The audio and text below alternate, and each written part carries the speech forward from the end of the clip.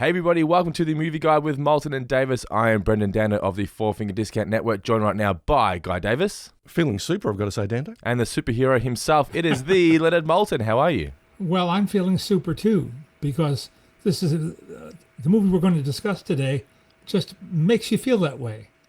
And it's a very powerful and contagious feeling. Absolutely the case. Look, in confusing and cynical and troubled times, there's only one man we can call on, and no, it's not Leonard Maltin, and no, it's not Guy Davis. It is the Man of Steel himself. It is Superman. Look, he's back right now in cinemas in the form of James Gunn's Superman. Had a very successful opening 5 days, or opening week. I believe it's made something close to... $220 million, I believe? $220 million worldwide. And pleased a lot of critics, too. Pleased a lot of critics as well. Had a very strong critical response. We thought, what better time than to step back in time, go back to 1978 and visit the original and best Richard Donner's Superman the movie. It's billed as Superman the movie on the posters. It's actually just called Superman. So for the purpose of our podcast, we're just going to refer to it as Superman. What a marvelous, marvelous movie. What a wonderful film. I had not seen it since the day it opened, or maybe a few days before it opened, at a press screening in a big theater in Manhattan. And you remember it being good. You know you liked it. But experience it again, my wife and I were just transported onto it like a cloud. It's a film that is the best kind of escapism. Sometimes escapism gets a bad rap, like it means you're ignoring the world. You're putting your head in the sand. But who doesn't need escape every now and then? And if it's going to be done, it might as well be done well.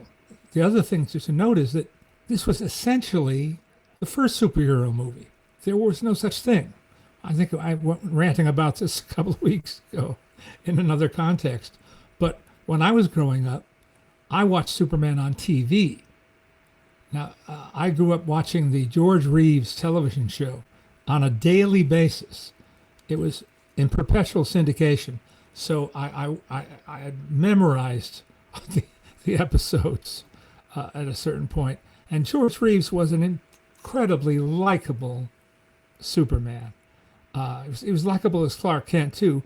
But his Superman was very down to earth, had a great smile, and great physique.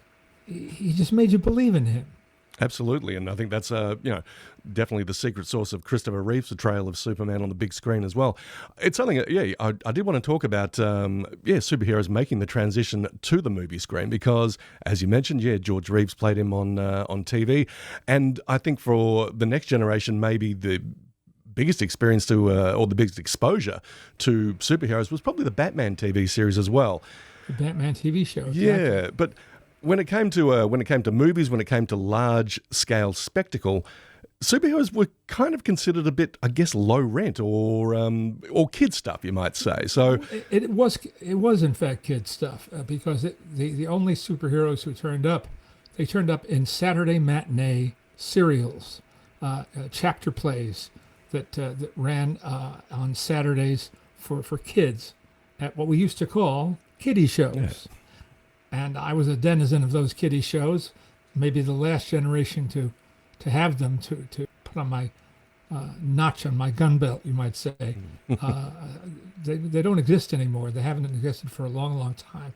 But at one time, serials were the staple of those Saturday programs. You go see like 6 cartoons and maybe Francis the Talking Mule movie or a bad science fiction movie or a Three Stooges short.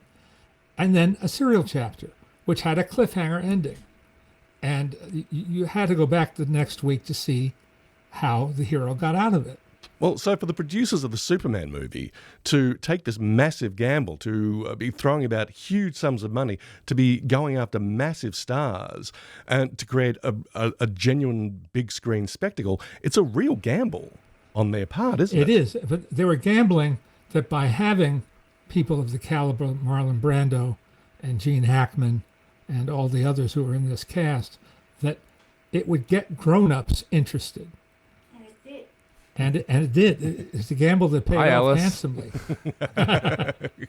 Yes, that's my uncredited co-critic. But it's true.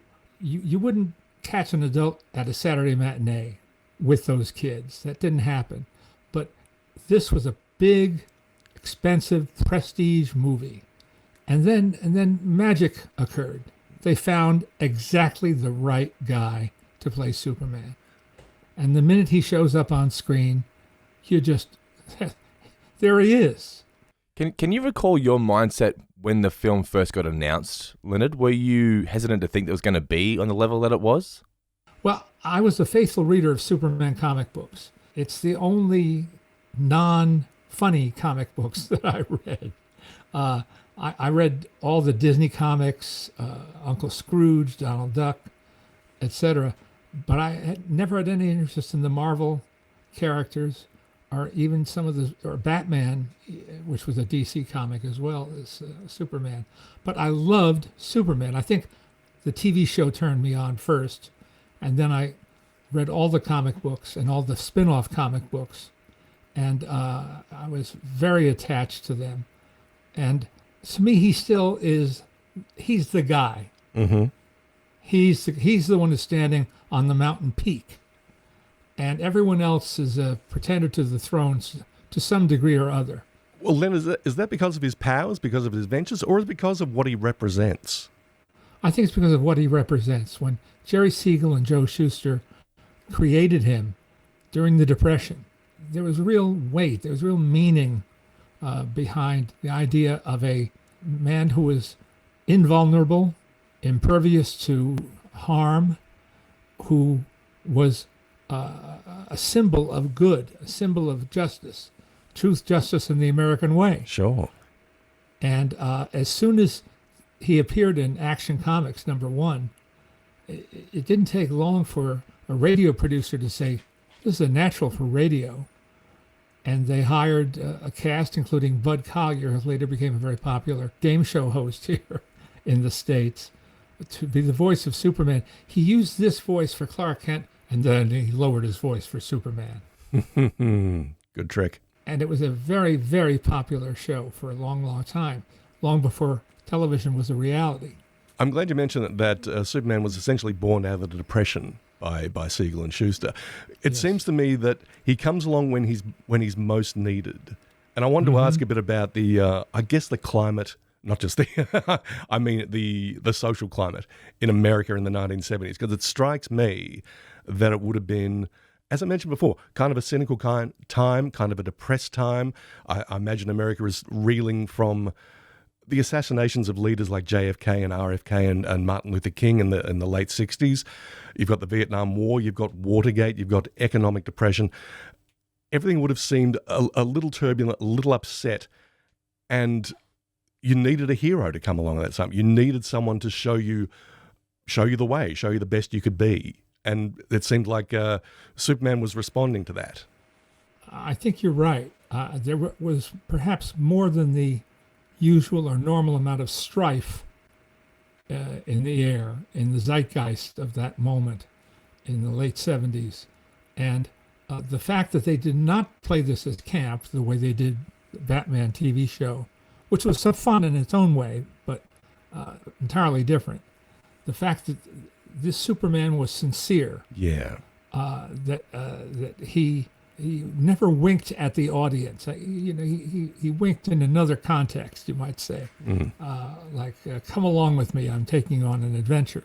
But it came at just the right moment, and you know who came with him?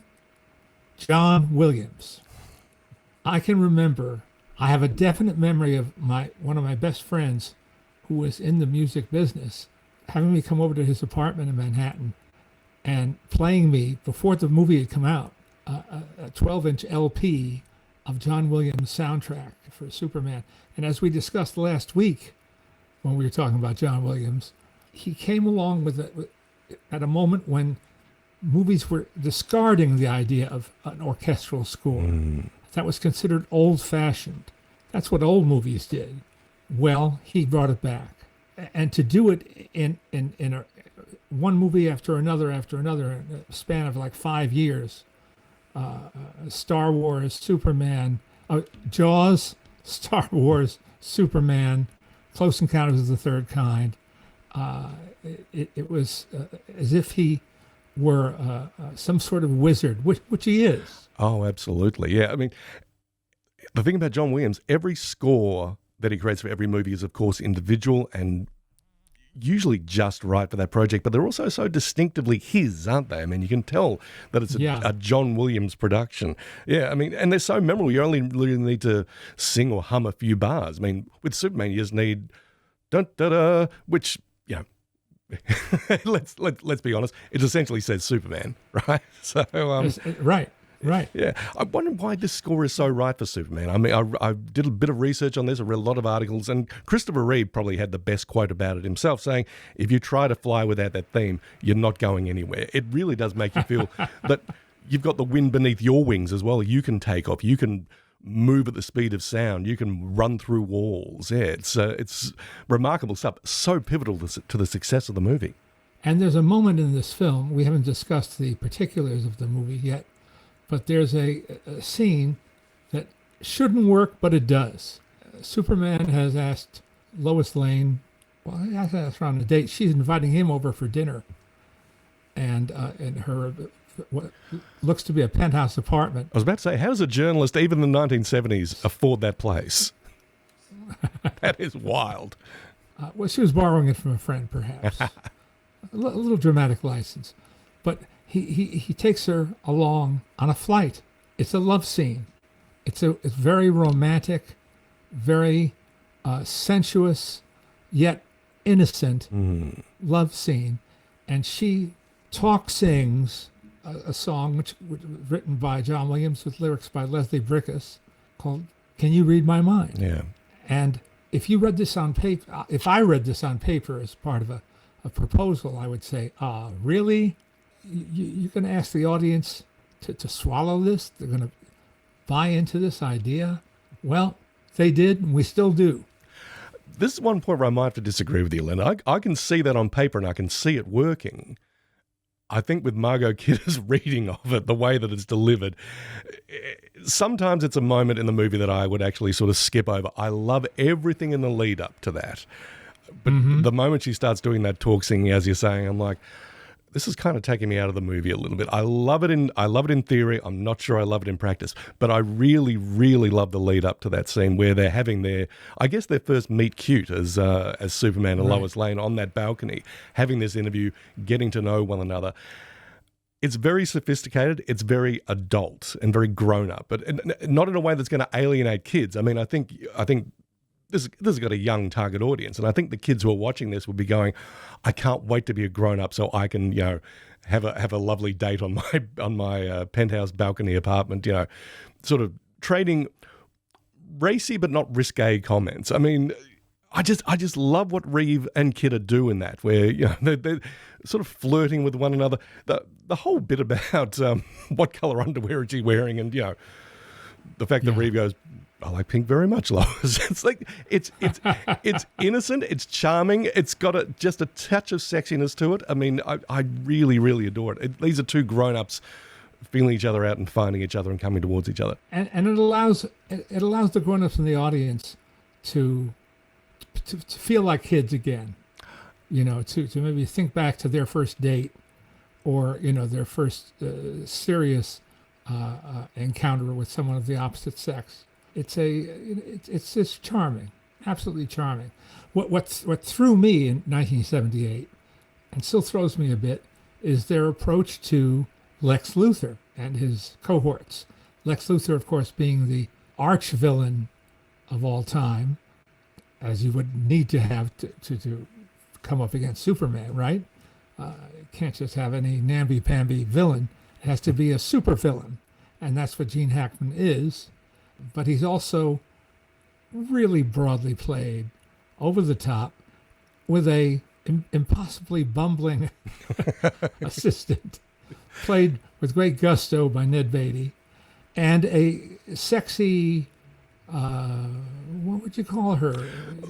Shall we say Girl Friday? Shall we say companion? Girl Friday, maybe? I don't know. but played by Valerie Perrine. Again, Executive assistant. perfect casting. And so they're all played for laughs.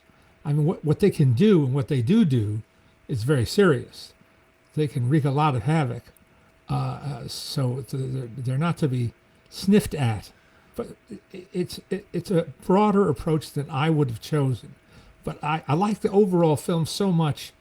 I don't want to nitpick. No, I get where you're coming from. It's the kind of movie that generates such goodwill that any minor flaws are sort of easily overlooked. It's really interesting what you say about Hackman, actually, because you're right. I mean, his plot is terrible. It's basically activating the San Andreas Fault, sending half of California into the sea, killing millions of people, all for a real estate deal. Awful stuff. And Hackman himself, he has that presence of... there's a bit of mongrel in him. There's a bit of ruthlessness to him. Even when he's playing sort of nice guys, there's generally a bit of like, you wouldn't want to cross him. Yeah, so the fact that he's... No. Gene Hackman is a street fighter. Yeah. He has a veneer of respectability. But you wouldn't be shocked to find out that he plays dirty. No. I mean, well, he seems like a brawler. Yeah, you're right. Yeah, like a scrapper. And the fact that he is sort of surrounding himself with this support team of, one bumbling idiot and, an executive assistant who doesn't necessarily bring much to the table, it seems. Why doesn't he have a whole cabal of equally capable supervillains?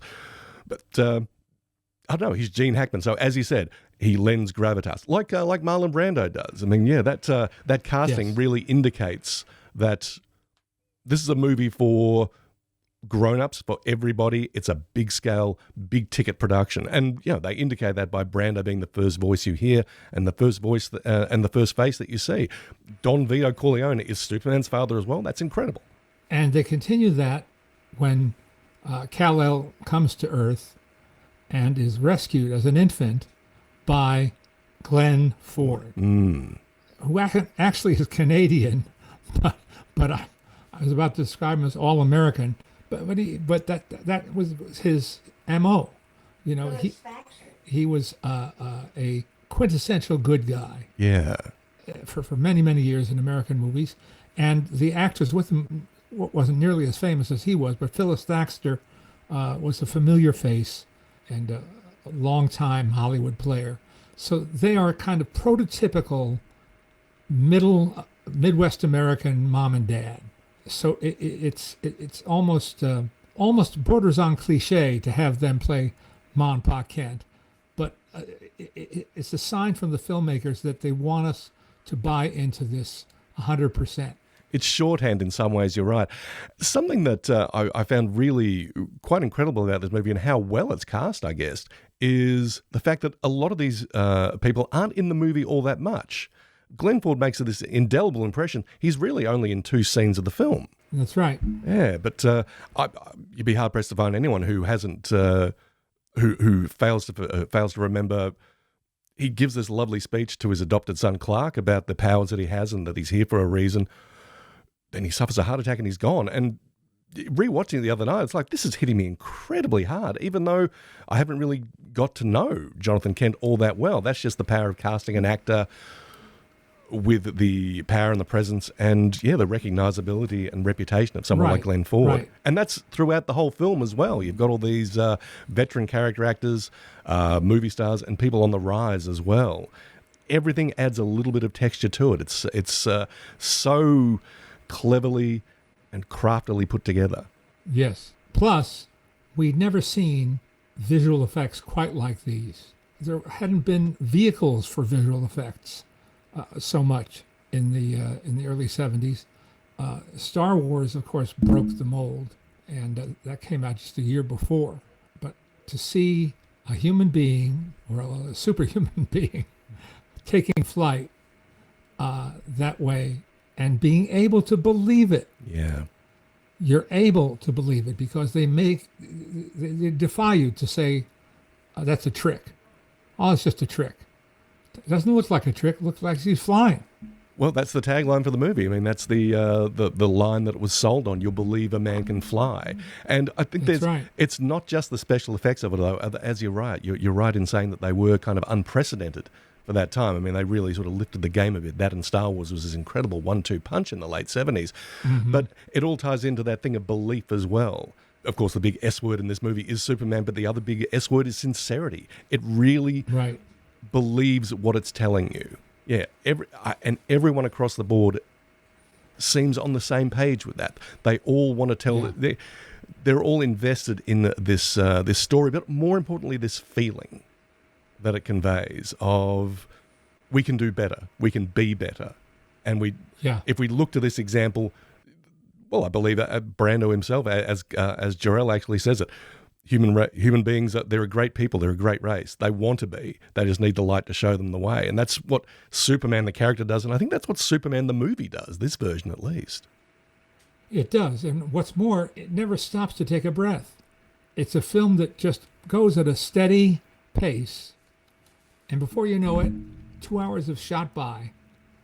And you've never had time to squirm in your seat or look at your watch or wonder, when are they going to get through this part of the story? Because it's so well put together, which is a funny remark because the production of it was apparently rather chaotic. That's true. Let's talk about that a bit because, we had a couple of European producers, father and son, Alexander and Ilya Salkind, who they were the real shepherds, the real drivers of this project, and set about assembling this absolute dream team of talent. They looked at pretty much everyone on both sides of the camera. I think that probably their first biggest move was getting Godfather author Mario Puzo to do a first draft of the script. Paid him, reports vary on this. It could have been $600,000. It could have been $1 million. Either way, a lot of money in 1978. But they looked at every director in town. They looked at George Lucas. They looked at Steven Spielberg, William Friedkin, Francis Ford Coppola, even the notorious Sam Peckinpah, the maker of ultra-violent westerns. He apparently pulled a gun in his meeting, which is very on brand for Sam Peckinpah. And they looked at every actor as well, every big name in the 70s, Burt Reynolds, Al Pacino. They looked at everyone from Dustin Hoffman to Muhammad Ali, apparently. Mm-hmm. Now, this is all throwing everything on the wall and seeing what sticks, of course. It's kind of chaotic, but you have to go through what you go through to get where you're getting, or to get to where you're going. And I think eventually they ended up with the right people. I mean, Richard Donner, the eventual director, not necessarily the biggest name in town, but he was coming off a huge hit with The Omen. And he's just right for this, because he buys into that sincerity as well. He's saying, we're not going to do this tongue-in-cheek at all. We're playing it 100% straight. And I believe he had a sign above, in the production office that said verisimilitude. This is a real story that we're telling. We're not, we're not playing it for cheap laughs or anything like that. We're playing it straight, and that's why it works. Yeah. They originally intended to shoot 2 movies at once. That's right. That was their plan. Their plan, which was perhaps inspired by the need to dig so deep in the vault to pay Marlon Brando his outlandish fee. They figured that, if we get him to do all his scenes for both movies, we can justify that fee a little bit better. And they did that to a degree. And then he got wise, or his agent got wise, and said, wait a minute now. You're not getting 2 for 1 here. This is not a 2 for 1 special kind of affair. This is Marlon Brando. So they called a halt to the filming of Superman 2 and let it sit on the shelf for a little while they gathered up their winnings from the box office returns of Superman 1. And that hatched another entire film with a different director who later got a chance to recut his version of the film. That's Richard Lester. Oh, my goodness, yes. The whole story of Superman 2, that's an absolute saga. That's an episode by itself, which we may have to go into one of these days. Yeah. We need to talk... Well, there are many heroes involved in this movie, behind the scenes and on camera. But you alluded to the main man earlier. Let's talk about Christopher Reeve. Let's talk about why he is so perfect for this role. Christopher Reeve was essentially an unknown. I don't think that's unfair to say. He had a couple of small parts in movies. He had a few credits on Broadway and off-Broadway in New York. But obviously a good-looking guy, but that's only part of the story. He had a self-effacing charm about him that won over everyone who had a say in making that decision. I don't think they ever regretted that. No, very much the case. Yeah, from what I understand, he is a very, very serious actor, very committed actor, trained at Juilliard, worked on stage, wasn't necessarily looking to become a movie star, just wanted to be a well-regarded working actor. Working actor, exactly. This changed all that. Oh, absolutely it did. And it's funny, I mean, you look at him, he looks like this broad-shouldered, strapping individual. Everyone in the lead up to this refers to him as a skinny kid, which I find hilarious. But he was just an average guy who became a superhero. Now, apparently he bulked up for the part. Funnily, he did it with the help of Dave Prowse, a bodybuilder who was actually the actor who played Darth Vader. Yes, I know. Wonderful irony there. Or just coincidence, if you like. Yeah. But look, anyone can bulk up. It's really what's inside that counts. And I mean, it's Reeves' acting skill that, he's got the confidence to not just play a superhuman well, but the confidence to really commit to being this mild-mannered reporter, Clark Kent. He's utterly wimpy. And, he has no fear about doing that. He really steers into how bumbling and how, timid Clark Kent is. Now, one could say he's almost overplaying it at times, but I think it's just marvelous. I mean, I'm wondering how many modern actors, how many 21st century actors would have the guts to do the bits where Clark and Lois are being mugged. Of course, Clark foils the robbery by catching the mugger's bullet after he shoots him, but then to sort of go, oh, I must have fainted. I mean, yeah, it's perfect for the role, it's perfect for the character, but yeah, you wonder how many actors would sort of go, I don't know if I'm willing to appear that weak on camera, but yeah, Reeve does it, and it's part of the success of the character and part of the success of the portrayal, I think. It is, and they could have had their pick of anybody, I would think, to play Lois Lane. I haven't seen the list in a long time of who they were considering. And Margot Kidder was a young actress on the rise who just seems right. She's assertive, as Lois Lane is meant to be, as a reporter. This is a post-women's lib movie. Yeah. She's not a damsel in distress, although she does find herself in a very distressing situation and does need rescuing. Absolutely the case. And I think that's part of the success of the movie as well. That scene you're talking about, probably my favorite scene in the movie, was when Metropolis is introduced to Superman for the first time, when he rescues Lois and this helicopter pilot after this chopper nearly falls off the top of the Daily Planet building. It's such a magnificent scene, and key to the success of it is how terrified Margot Kidder is when she's dangling out of this helicopter. You really, really buy it, don't you? Yeah. So I've seen some of those the screen tests for Lois Lane. You've got actors who have worked steadily since, who have got good names. Anne Archer is one, Stockard Channing. Leslie Ann Warren is probably the one that stands out the most. She's sort of doing it as Liza Minnelli. I just saw one bit of what she's going, you mean fly up there? It's like, calm down, Leslie Ann Warren. You're a very good actor, but this is a bit much. But Reeve and Kidder have such electric chemistry together, and because they're so well contrasted. She's very dynamic, very go-getter, and when Reeve is playing Clark, he's very standoff, very timid. Which it just works together so well. And then when he's Superman, wow, you just feel the chemistry between them, don't you? Yeah, that's what's indefinable about casting in movies. And that word gets thrown around a lot, chemistry. And sometimes it's an illusion. The actors aren't necessarily drawn to one another, aren't necessarily on the same page in terms of their acting approach or technique, but they look good together and they click. They make the most of every scene they have, and that's what's true in this movie. Yeah, very much the case. From my understanding, Reeve and Kidder had very different acting styles. Reeve took things very, very seriously. Kidder was a little bit more sort of loosey-goosey with that. Mm-hmm. But talking about Reeve and his relationship with Kidder, I think it's telling that probably his two best acting moments in Superman the movie are related to Kidder.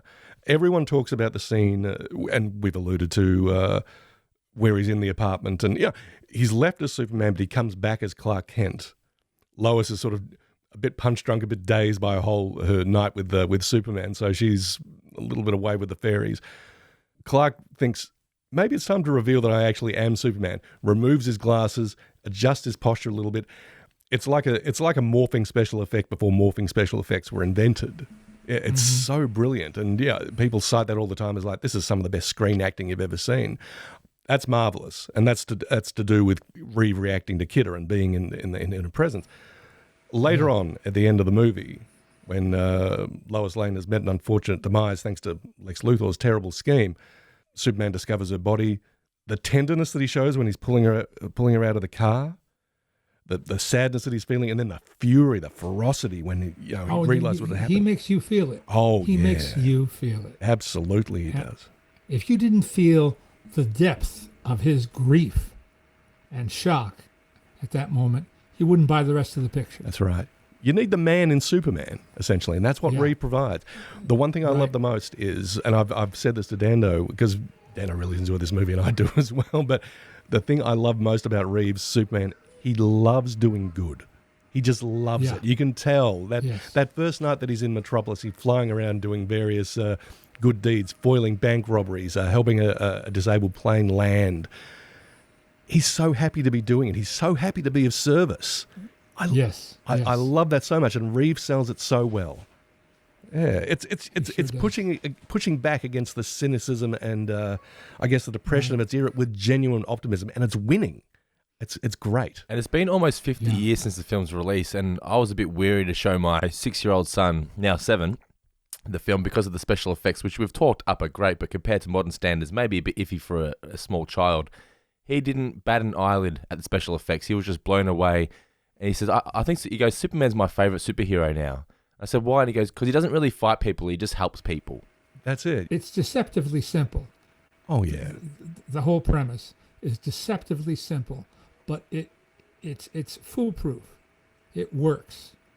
It works, and it still works. And I'm told that, from what I've heard, I try not to read very much about movies I haven't seen yet, but I'm told that the new one, James Gunn's new movie, has those qualities, and I hope it's true. Yeah, me too. I mean, it's coming along again at a time that's a little troubling, a little cynical, a little confusing. So you need that iconic hero to sort of help you out. We're all talking about the fact that this is, well, nearly a 50-year-old movie. I wanted to introduce a new category. You had to be there because there are some very 1978 moments in this movie, whether it's... First of all, I love that Lois Lane is a terrible speller. Everyone's on typewriters. Yes. You don't have spell check. Now, kids, all right, now sit back. No cell phones, no internet, and no old-fashioned phone booths. Correct. Fantastic visual gag in that, which I want to get to in a moment. Wonderful moment in the film, yes. I'm not sure you could get away with this one-liner today, but as I said, I love how Lois is a lousy speller. Someone's looking over a copy saying, there's only one P in rapist. It's like, it's a funny bit. I don't know if it would fly in 2025. Think twice. Yeah. Something else is also the little girl whose cat gets rescued out of a tree by Superman, goes inside to tell her skeptical mum, gets a little slap as a result. Child abuse, hilarious. And... I don't know, maybe a bit culturally insensitive, but it's still a fun moment. Just the pimp on the street saying, whoa, Jim, that's a bad outfit. Whoa, see when he takes off into the air. I love it. But that bit beforehand, though, when Superman is looking somewhere to get changed, in comic book lore, and I think maybe in the movie serials and the TV series, he'd often duck into a phone booth, go in as Clark Kent, come out as Superman, walking down the street in 1978, seeing a very modern for its times phone booth. Priceless by Reeve, just sort of giving him that quick up and down look. Not working, not practical, can't do it.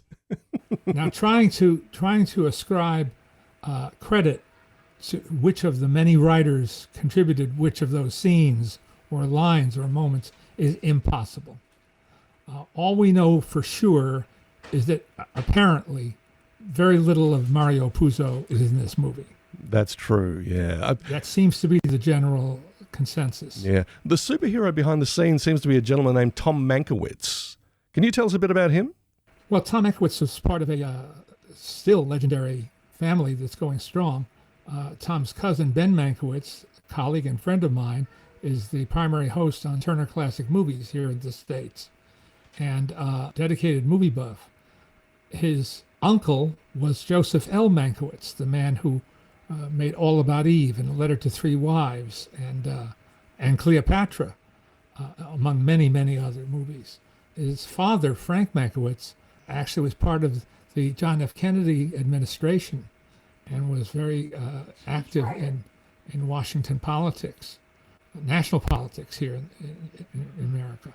So Tom, who wrote a wonderfully entertaining book that was published posthumously, Tom was a bit of a man about town, let's say, a bon vivant. And he has wonderful, wonderful stories to tell in that book. Apparently, Tom Mankiewicz had worked on a few James Bond movies prior to being brought on board Superman by Richard Donner. Yeah, but apparently he's the one who's really responsible for sort of crafting and shaping what the movie would be, and also helping it find that sincere tone. Yeah, so I believe he's not credited among the screenwriters, but I think he gets his own title card as creative consultant. Exactly. Which is the creative way they get around giving credit to people like that. But Robert Benton and Leslie Newman were no slouches. I mean, they had written Bonnie and Clyde and What's Up, Doc. I mean, they too, tremendously talented men, and with very imposing resumes. So there may not have been too many cooks in this case. If I don't know who to credit for choosing the best and leaving the rest on the shelf, but whoever did that chose well. And if it's Richard Donner, God bless him. A team effort, shall we say. Yeah. Superman, of course, has been brought to the screen more than a few times since 1978. Have you seen all the Superman movies since then, Leonard? Oh, yeah, I have, including the one that I couldn't believe was going to happen, Superman versus Batman. What?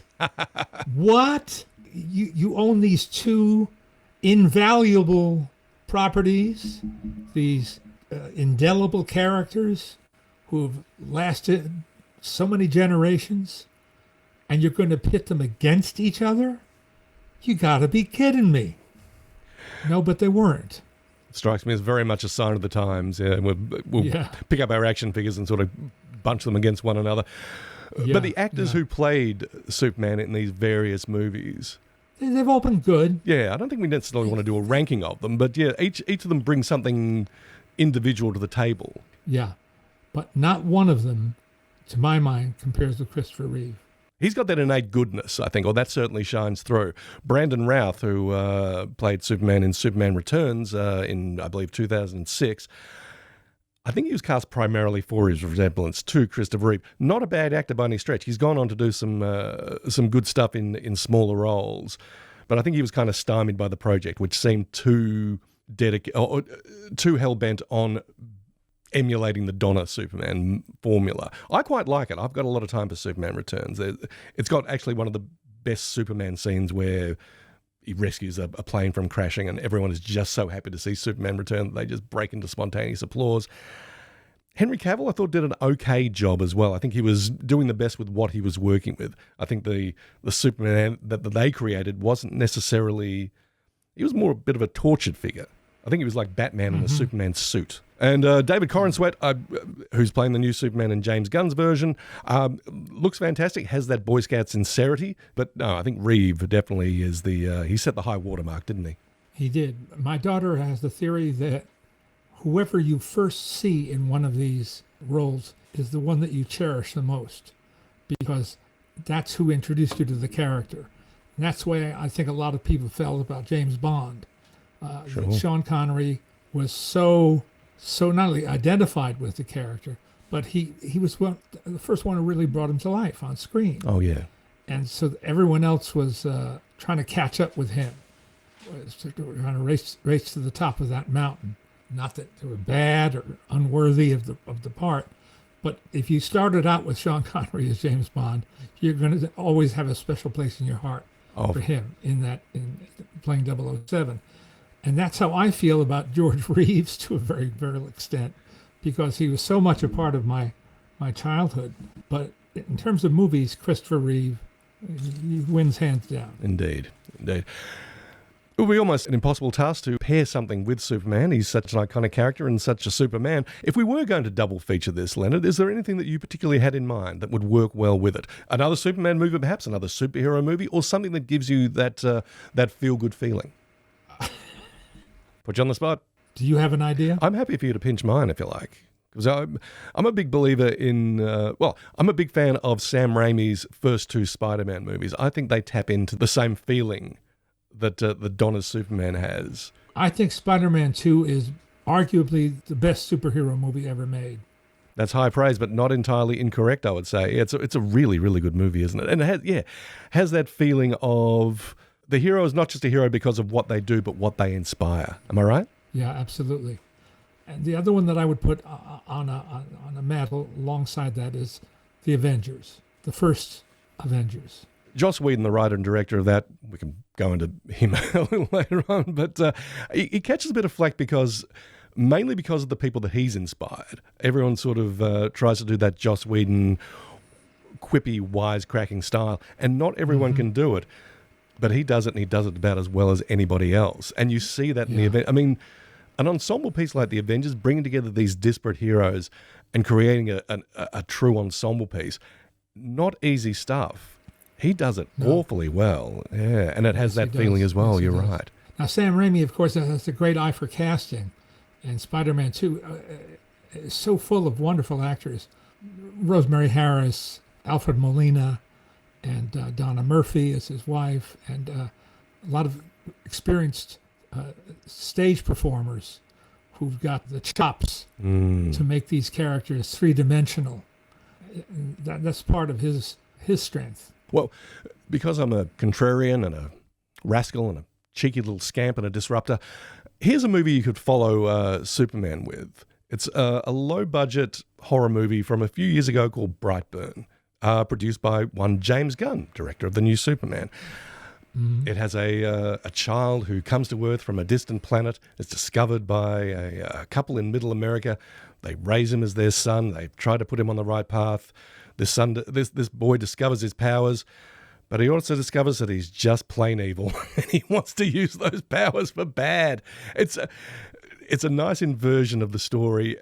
It's kind of chilling, kind of scary, a little gory. I don't recommend it for you, Leonard, but, if you're feeling courageous one of these days, you might want to check it out. But, an interesting take on the Superman mythos. So if you're looking to do a bit of a 180 after you've, had a nice serve of truth, justice, and the American way, maybe give Brightburn a whirl. But if not, then yes, certainly the Spider-Man movies, maybe the first two, not so much the third one, and after that your mileage may vary, and all the Avengers, absolutely. The first Avengers movie, that's the one that hits the bullseye for me. Okay then.